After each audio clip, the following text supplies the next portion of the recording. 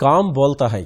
ఉత్తరప్రదేశ్ శాసనసభ ఎన్నికల ప్రచారంలో ముఖ్యమంత్రి అఖిలేష్ యాదవ్ తరచూ ఉపయోగిస్తున్న పదమిది. పనే మాట్లాడుతుంది అని దీనికి అర్థం. 5 ఏళ్లలో ముఖ్యమంత్రిగా అనేక అభివృద్ధి పనులు చేసిన అఖిలేష్ ఈ ఎన్నికల్లో అవే తమకు మరోసారి అధికార పీఠం దక్కేలా చేస్తాయని ధీమాగా ఉన్నారు. ముఖ్యంగా రాజధాని లక్నో అభివృద్ధి కోసం చేపట్టిన అనేక ప్రాజెక్టులు ఎన్నికల్లో తమ పార్టీకి ఓట్ల వర్షం కురిపిస్తాయని యూపీ యువ ముఖ్యమంత్రి ధీమాగా ఉన్నారు. 5 ఏళ్ల పాలనా కాలంలో అఖిలేష్ చేపట్టిన ప్రధాన ప్రాజెక్టులు ఏమిటి, ప్రస్తుతం అవి ఏ దశలో ఉన్నాయి, ప్రస్తుత ఎన్నికల్లో అవి చూపే ప్రభావం ఎంత తదితర అంశాలపై ప్రత్యేక కథనం.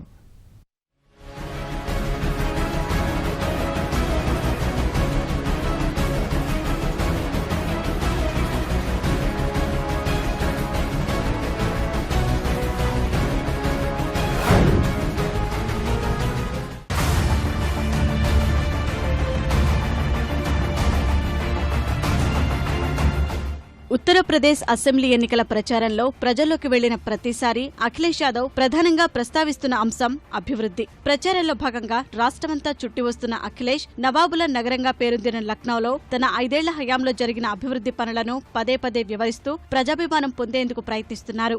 యాదవులు, ముస్లింలే ప్రధాన ఓటు బ్యాంకుగా ఇన్నాళ్లు మనుగడ సాగించిన సమాజ్వాదీని కొత్త పుంతలు తొక్కించేలా సంప్రదాయానికి భిన్నంగా కుల సమీకరణాలపై ఆధారపడకుండా తన అభివృద్ధిని ప్రచారాస్త్రంగా మలుచుకుని మరోసారి అధికారంలోకి వచ్చేందుకు అఖిలేష్ ప్రయత్నాలు చేస్తున్నారు. ముఖ్యంగా తన కలల ప్రాజెక్టులైన లక్నో మెట్రో రైలు, గోమతి నదీ పరివాహక ప్రాంత అభివృద్ధి, జ్ఞానేశ్వర్ మిశ్రా పార్కు, ఆగ్రా లక్నో ఎక్స్ప్రెస్ రహదారి, రాజధానిలో ఆసుపత్రుల స్థాపన, యువతకు ఉపాధి తదితర అంశాలను ప్రజల్లోకి తీసుకెళ్తున్నారు.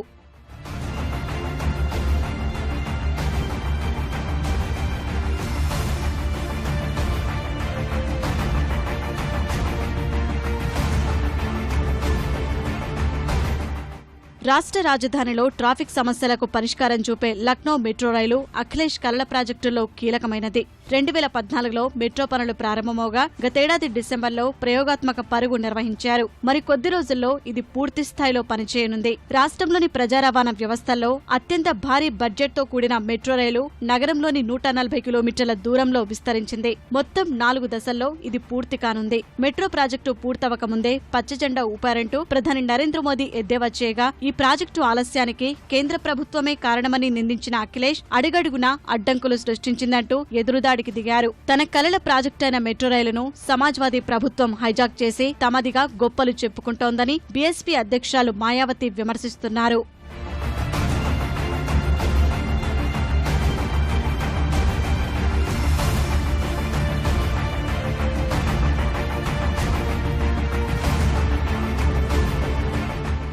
ఆగ్రా లక్నో మధ్య ప్రయాణ సమయాన్ని 6 నుంచి 3.5 గంటలకు తగ్గించి 302 కిలోమీటర్ల ఎక్స్ప్రెస్ రహదారిని విజయవంతంగా పూర్తి చేసిన సమాజ్వాదీ ప్రభుత్వం అత్యవసర సమయాల్లో యుద్ధ విమానాలు సైతం దిగేందుకు అనువుగా దీన్ని నిర్మించింది. గతేడాది నవంబర్లో సమాజ్వాదీ పార్టీ వ్యవస్థాపక అధ్యక్షుడు ములాయం సింగ్ దీన్ని జాతికి అంకితం చేశారు. గోమతి నదీ పరివాహక ప్రాంత అభివృద్ధికి కంకణం కట్టుకున్న అఖిలేష్ తన 5 ఏళ్ల పదవీ కాలంలో దీనికి అత్యంత ప్రాధాన్యత ఇచ్చారు. లక్నో నగరం మధ్యలో నుంచి ప్రవహించే ఈ నదికి ఇరువైపులా సుందరీకరణ పనులతో పాటు పచ్చదనం నింపేలా పలు అభివృద్ధి ప్రాజెక్టులు చేపట్టారు. డయాఫ్రమ్ వాల్ నిర్మాణంతో పాటు అక్కడక్కడ వంతెనలు నిర్మించి నదీ అందాలను రెట్టింపు చేశారు. ఆసియాలోనే అతిపెద్ద బృందావనంగా జ్ఞానేశ్వర్ మిశ్రా పార్కును 376 ఎకరాల్లో అభివృద్ధి చేశారు.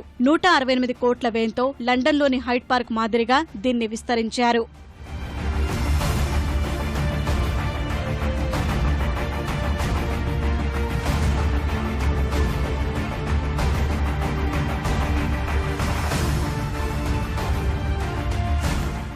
నగరమంతటా పైవంతెనలు, అంతర్జాతీయ స్థాయిలో వైద్య సౌకర్యాలు, క్రీడా కేంద్రాలు, ఇంజనీరింగ్ విద్యార్థుల కోసం శిక్షణా శిబిరాలు, వాణిజ్య సముదాయాలు ఏర్పాటు చేశారు. ఇవి యువతకు మరిన్ని ఉద్యోగావకాశాలు కల్పించాయని అఖిలేష్ ప్రచారం చేసుకుంటున్నారు. 500 పడకలతో ప్రపంచస్థాయి సౌకర్యాలతో కూడిన super speciality cancer institute, engineering విద్యార్థులను విద్యా సంస్థల నుంచే ఎంపిక చేసుకుని శిక్షణ ఇచ్చేందుకు 100 ఎకరాల్లో ఐటీ నగరం, 70,000 మంది ప్రేక్షకులు వీక్షించేలా అంతర్జాతీయ క్రికెట్ స్టేడియం తదితర ప్రాజెక్టులను అఖిలేష్ జనంలోకి తీసుకెళ్తున్నారు. 5 ఏళ్లలో జరిగిన రాజధాని నగర అభివృద్ధి రాష్ట్రమంతటా సమాజ్వాదీకి ఓట్ల వర్షం కురిపిస్తుందని అఖిలేష్ ధీమాగా ఉన్నారు.